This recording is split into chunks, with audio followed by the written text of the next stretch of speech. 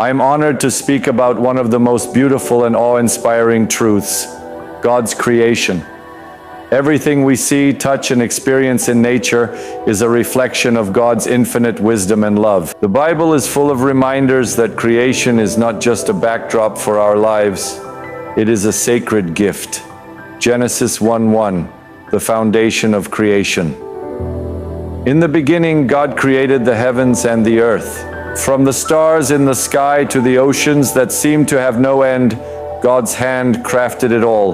This shows His power and majesty. Have you ever looked at the night sky and felt small? That's because, as Psalm 19:1 says, the heavens declare the glory of God, the skies proclaim the work of His hands. God created every living creature with intention and purpose. In Genesis 1:24-25 we read, "And God said, Let the earth bring forth living creatures according to their kinds, livestock and creeping things and beasts of the earth according to their kinds. And it was so." These animals teach us about God's character, His power, authority, and protection. Even the smallest creatures like ants remind us of diligence and cooperation. Proverbs 6:6 says, "Go to the ant, O sluggard, consider her ways and be wise." Sheep remind us of our relationship with God as our shepherd. In John 10:11, Jesus says, "I am the good shepherd. The good shepherd lays down his life for the sheep." And dogs, often called man's best friend, show us loyalty and unconditional love, traits we should mirror. Not all of God's creatures are famous or well known. Think about the deep-sea creatures that no human eye has seen.